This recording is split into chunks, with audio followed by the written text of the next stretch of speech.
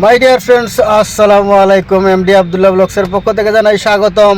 আজকে ইতিমধ্যে আপনাদেরকে দেখাতে যাচ্ছি ঐতিহ্যবাহী ব্রিটিশ আমলের একটি গাড়ির সব গাড়ির ডিফারেন্সিয়াল থাকে পিছনের ডিফারেন্সিয়াল। এই গাড়িটির মডেল অন্য ধরনের, দেখেন সব উল্টা।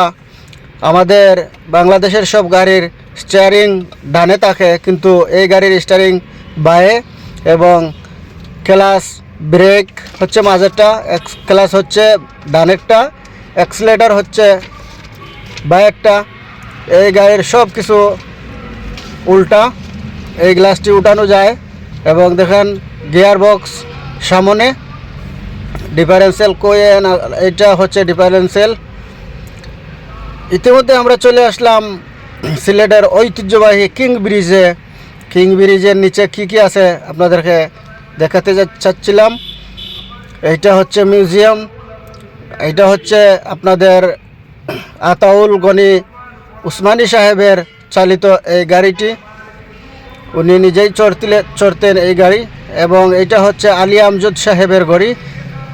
এই দেখেন সুরমা নদী, বর্তমানে সুরমা নদীর সামনে আছি কিং ব্রিজের পাশে। আবার চলে আসলাম আপনাদের চা বাগান এয়ারপোর্ট রোডে। এইগুলো হচ্ছে দৃশ্য চা বাগানের। দেখেন সিলেটের ছোটো ছোটো টিল্লা এলাকা।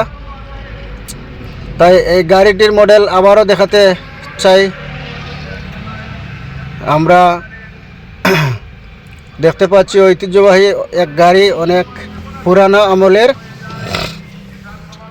বর্তমানে আবারও চলে আসলাম সুরমা নদীর উপরে। সুরমা নদীর পাশে আলী আমজদ সাহেবের গড়ি এবং কিং ব্রিজ আছে।